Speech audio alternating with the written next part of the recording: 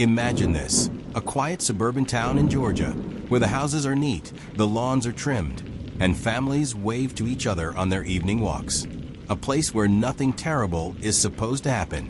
But inside one of those homes, a teenage girl was harboring a secret so dark, so disturbing, that it would soon shatter the illusion of safety forever. In February of this year, 17-year-old Sarah Grace Patrick was accused of doing the unthinkable, murdering her own mother and stepfather. The community reeled in shock. The headline screamed. And just when you thought it couldn't get any more horrifying, it did. Because after the murders, Sarah didn't just sit quietly in a jail cell. She reached out. She messaged true crime influencers, the very people who tell stories like this one, begging them to cover her case. "This will be a really big hit," she told them. "I can give you intel." A murderer seeking fame through her own crime. Tonight, we take you inside the case of Sarah Grace Patrick, a teenager accused of turning murder into a performance, a girl who wanted her parents dead, and her story to go viral. And the most haunting question of all, did she kill for revenge or for fame? Carrollton, Georgia, a town of just over 26,000 people, tucked away in the rolling hills west of Atlanta. It's the kind of place that feels frozen in time. Families gather at football games on Friday nights. Children ride bikes down cul-de-sacs. Churches fill their parking lots on Sundays. On the surface, the Patrick family seemed like part of that picture-perfect mold. Their house sat on a quiet street, lined with dogwood trees that blossomed in spring. Inside lived 17-year-old Sarah Grace Patrick, her mother Jennifer Patrick, and her stepfather David Leach. To neighbors, Jennifer was warm but private. She had worked for years as a nurse and was known for her soft smile. David was quieter, often seen mowing the lawn or tinkering with his truck. Sarah was different. She was bright, clever in a way that made teachers shake their heads, because she could ace a test without ever opening the book. But she was also troubled. Friends described her as magnetic, but moody, the kind of girl who could charm you one day and freeze you out the next. Her Instagram feed painted the picture of a teenager who wanted to be noticed. Not just liked, but watched. Long captions about her thoughts, late-night cryptic posts that seemed to beg for attention. In a world where influence meant power, Sarah wanted both. And yet, behind the glowing screen, her home life was unraveling. Arguments became louder. Her relationship with her stepfather grew tense. She complained to friends that no one understood her, that she felt trapped in a house she didn't want to be in. Still, no one, not her teachers, not her classmates, not even her closest friends, could have predicted what she was about to do. Because in February 2025, that suburban illusion shattered with the pull of a trigger. February 2025. The air was sharp that night in Carrollton, carrying the kind of chill that seeps through the walls of even the warmest homes. Inside the Patrick house, tension was brewing. No one outside those walls knows the exact words exchanged. But what we do know is this. Before dawn would break, Jennifer Patrick and her husband, David Leach, would both be dead. The call came just after midnight. A neighbor, startled awake by what sounded like gunshots, dialed 911. Another neighbor reported screams, high, desperate, and then abruptly cut off. When police arrived, the scene inside was nothing short of nightmarish. Jennifer was found first, collapsed in the kitchen. David was nearby, lying face down in the hallway. Both had been shot. Both were beyond saving. And standing there, covered in the chaos she had unleashed, was 17-year-old Sarah Grace Patrick. The officers described her as calm, eerily calm. Not the panic of a daughter who had just stumbled onto a crime scene. Not the sobs of a child who had just lost her parents. Instead, she met the officers with a strange steadiness, as if she had already rehearsed this moment. Her hands were steady when they cuffed her.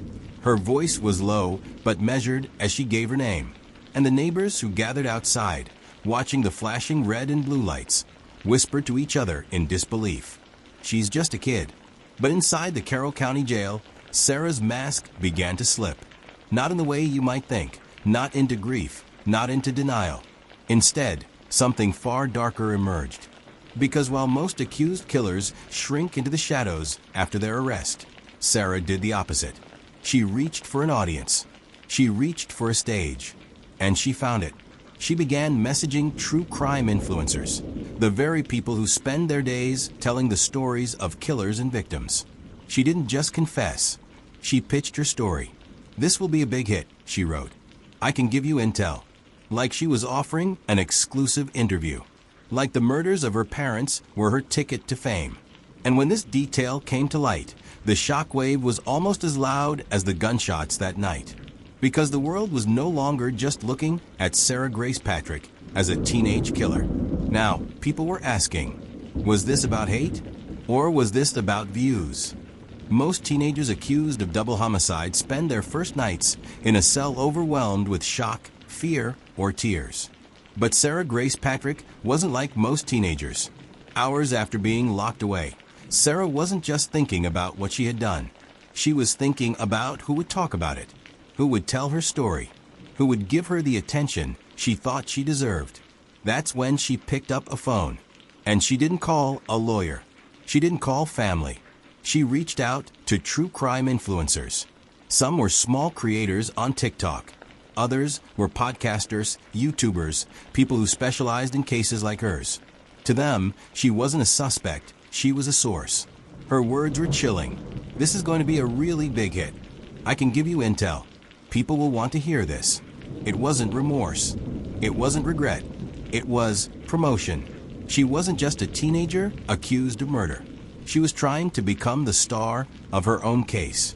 And what makes it even darker, these weren't random ramblings. Sarah seemed to understand how the true crime world works. She knew her case had all the elements of a viral story. A small town, a shocking crime, a teenage suspect, parents as victims. But now she was adding a new layer. The killer herself as a willing participant. One influencer, stunned by the audacity of her messages, shared screenshots with law enforcement. Another debated whether to respond at all, confessing later. It felt like she was auditioning for fame. And as her word spread, the public began to split. Some said she was simply delusional, a manipulative teenager who wanted to control the narrative. Others feared something worse. That Sarah wasn't just confessing, she was performing. The first time Sarah walked into the courtroom, it was like a curtain had lifted. Cameras captured her walking in, shoulders back, face unreadable. And then, something almost unthinkable, she smiled. Not a nervous twitch, not a polite grimace, but a brief, deliberate smile, as though she knew the cameras were watching. Minutes later, she wept, head down, hands shaking. But to those in the gallery, it felt like a switch had flipped, like she was moving between roles, testing which one would play better. Smiling killer, grieving daughter, cold manipulator, crying teenager. The jury wasn't even seated yet, but Sarah Grace Patrick was already putting on a show. And the scariest part? This wasn't a random outburst of teenage arrogance. This was a glimpse into something deeper, a hunger for attention so strong, it seemed to eclipse even the horror of what she had done. Because in Sarah's mind, she wasn't just a suspect in a courtroom. She was the main character of a story she thought the world would want to see. And she wasn't wrong. The Carroll County Courthouse is no stranger to high-profile trials. But on that humid summer morning, it felt like the eyes of the entire nation were staring at its red brick walls. Reporters lined the steps, microphones ready. Locals pressed against barricades, whispering Sarah Grace Patrick's name, as if saying it too loudly might invite something dark. Inside, the air was heavy.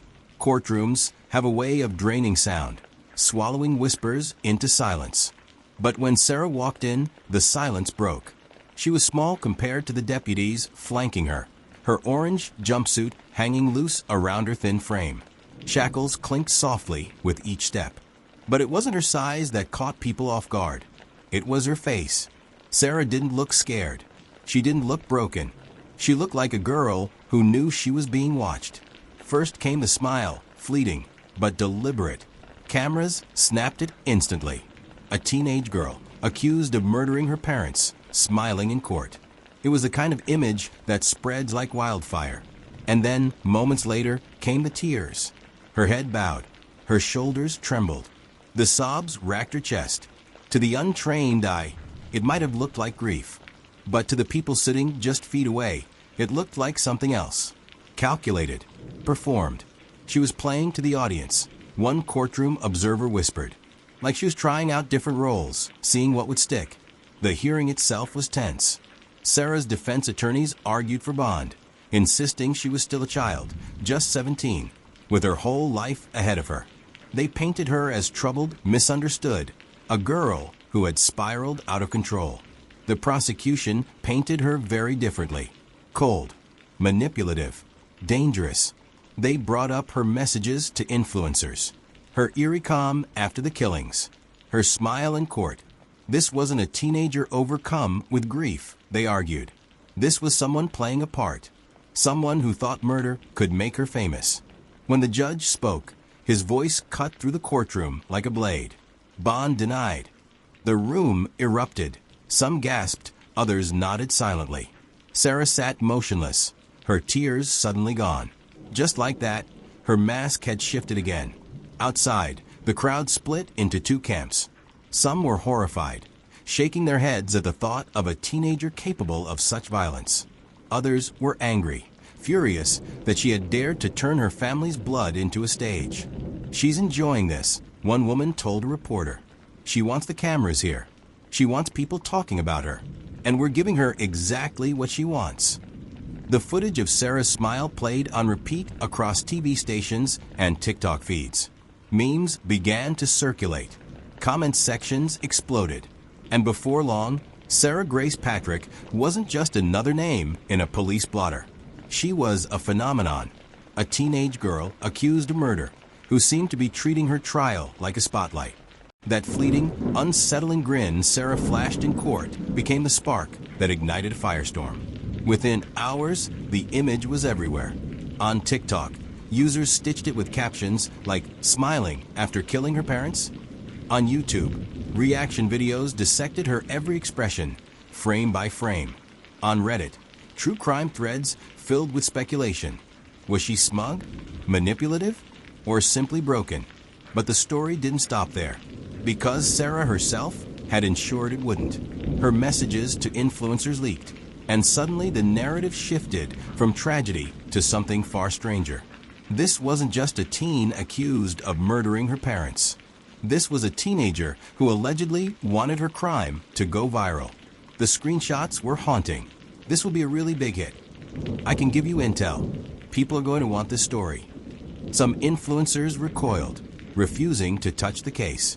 Others debated publicly. Should we cover it? Are we giving her what she wants? And in the middle of it all, Sarah's name trended. Over and over again. It didn't take long for the ethical questions to explode across podcasts, live streams, and late-night debates. True crime is already controversial, one commentator said. But when a suspect starts pitching themselves to creators like it's a brand deal, that's a new level of disturbing. Influencers were divided. Some argued that telling Sarah's story was important. It shed light on the psychology of a teenager who blurred the line between violence and performance. Others warned that every video, every article, every share was feeding into exactly what Sarah wanted: attention. On TikTok, hashtags connected to her case racked up millions of views. Some users treated it like a game, predicting what she'd do next. Others turned her into a villainous meme, mocking her smile and tears. But beneath the viral frenzy, a darker truth simmered. Jennifer Patrick and David Leach, Sarah's mother and stepfather, were gone. Two lives cut short, now overshadowed by the theatrics of their daughter. Their names faded from headlines while hers grew louder. Psychologists began weighing in, calling Sarah's behavior a textbook case of performance killers, individuals who see murder not just as an act of violence, but as a stage. Social media has changed the landscape, one expert explained. We've always had killers who wanted attention, but now they can interact with the audience in real time. They can pitch their story. They can go viral from inside a cell. And that's exactly what Sarah seemed to be doing. Her case wasn't just about murder anymore. It was about influence, about the terrifying collision of violence, fame, and social media. And while the world debated her motives, Sarah sat in her cell awaiting trial, watching the storm she had created grow bigger by the day.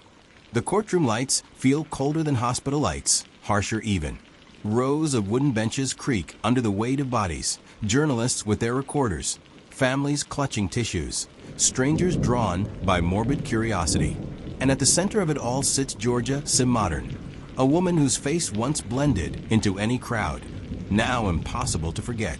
Her hands are cuffed, her hair is neat, but her eyes are hollow, as though she knows the entire nation is staring straight into her soul, searching for guilt, for remorse, for some hint of the truth she still refuses to give.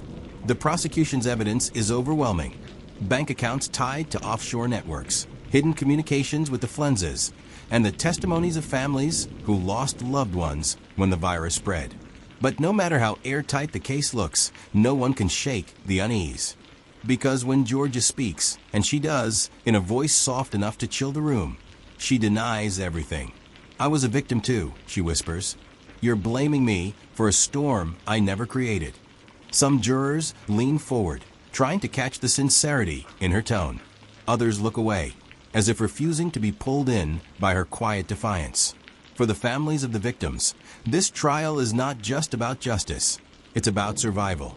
Every headline reopens wounds. Every photograph of Georgia drags them back into the nightmare of watching loved ones fade away. To them, she is not just a woman. She is a symbol of betrayal, the human face of an invisible killer. Outside the courthouse, protests swell. Some demand her execution. Others plead for compassion, arguing that maybe she was just a pawn in a much darker game. The air crackles with division, yet beneath all the shouting lies the same unanswerable question. Was Georgia SimModern a mastermind of destruction, or just another victim swallowed by it? As the trial grinds on, Georgia never breaks. Some nights, the cameras catch her staring out the small window of the holding cell van, her expression unreadable against the flashing lights. It's as though she knows something the rest of the world doesn't, as though the real story, the true monster, still walks free. And that's the part that terrifies everyone the most. Because if Georgia wasn't the mastermind, then who was? And if the Flenses were willing to unleash one virus, how many more are waiting in silence? The jury will decide her fate, but the larger fate, the safety of millions, hangs in a balance no courtroom can control. This case was supposed to give closure. Instead, it has opened a darker door, one no one knows how to close. So tonight, as the nation waits for the gavel to fall, a haunting truth lingers in the air. Justice may come for Georgia SimModern, but will it ever come for the rest of us? And that's where I'll leave you. What do you think? Was Georgia guilty? Or was she just a pawn in something bigger? Like this video, subscribe to Cold Case Chronicles. And don't forget to share your thoughts in the comments, because your voice may be the one that uncovers the truth.